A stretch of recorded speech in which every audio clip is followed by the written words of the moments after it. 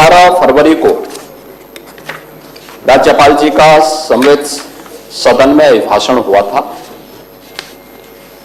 राज्यपाल एक संवैधानिक पद है और अपने संवैधानिक उत्तरदायित्वों का निर्वहन करने के लिए ही वर्ष की शुरुआत के पहले सत्र में उनके द्वारा दोनों सदनों को एक साथ संबोधित किया जाता है। अभिभाषण का उद्देश्य मुख्य रूप से अगर पहले से चली आ रही सरकार है तो उसकी उपलब्धियों के बारे में चर्चा करना और फिर सरकार की भावी योजना के बारे में अवगत कराना भी होता है। अगर नई सरकार है तो उस नई सरकार को आगे का उसका रोड मैप क्या होगा, इसके बारे में सदन को अवगत कराने के लिए ही माननीय राज्यपाल संवित सदन को संबोधित करती हैं। मुझे बताते हुए बहुत दुख हो रहा है कि एक परिपाटी सी बन गई है कि राज्यपाल आएंगे तो उनके अभिभाषण का विरोध, आप पक्ष समर्थन करते हैं या विरोध करते हैं, उसके लिए सदन में चर्चा के दौरान आपको पर्याप्त समय मिलता है। लेकिन एक संवैधानिक पद पर बैठे हुए महानुभावों का अभद्र तरीके से, अशिष्ट तरीके से हम उनके साथ दुर्व्यवहार करें और विरोध करें, मुझे लगता है लोकतांत्रिक मूल्यों के प्रति उन लोगों की अनास्था को व्यक्त करता है।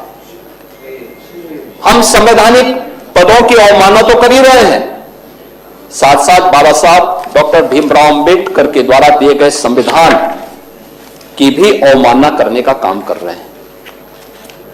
क्योंकि ये जो भी कार्य हो रहा है संवैधानिक दायरे में रह करके, संवैधानिक पक्षों को लेकर के सम्मानजनक तरीके से हम आगे बढ़ा सकें। लोकतंत्र में संवाद से लोकतंत्र चलता है। यह आवश्यक नहीं कि आप हमारी बातों से सहमत हुई, या ये आवश्यक भी नहीं कि हम आपकी बातों से सहमत हुई, लेकिन न मैं आपको आपकी बात बोलने से रोक सकता हूं, न आप ही मेरी बात बोलने से आप मुझे रोक सकते हैं। दोनों को एक संवैधानिक अधिकार भी मिला हुआ है कि हम अपनी बात को एक संवैधानिक दायरे में मर्यादित तरीके से, शिष्ट तरीके से हम अपनी बातों को चर्चा के दौरान रख सकें। लेकिन हम लोग इस प्रकार का आचरण एक संवैधानिक पद पर बैठे हुए महानुभावों के प्रति व्यक्त करें, मुझे लगता है कहीं भी ये संवैधानिक भी नहीं है और लोकतांत्रिक भी नहीं है। तो सबसे पहले समाजवादी पार्टी जो मुख्य विपक्षी पार्टी है दोनों सदनों में, उसका जो आचरण था वह किसी भी स्थिति में लोकतांत्रिक भी नहीं था और संवैधानिक भी नहीं था। और मुझे लगता है कि पूरा सदन इन बातों से सहमत होगा। और मैं चाहूंगा कि जैसे माननीय सदस्य चर्चा के दौरान अपनी मुद्दों पर सहमति या सहमति पर अपने विचार व्यक्त करते हैं, शालीनता के साथ अपनी बातों को आपको सुनना चाहिए था, महानुभावों के प्रति अपना सम्मान व्यक्त करना चाहिए था, फिर अपनी बात को सदन में आप रख सकते थे।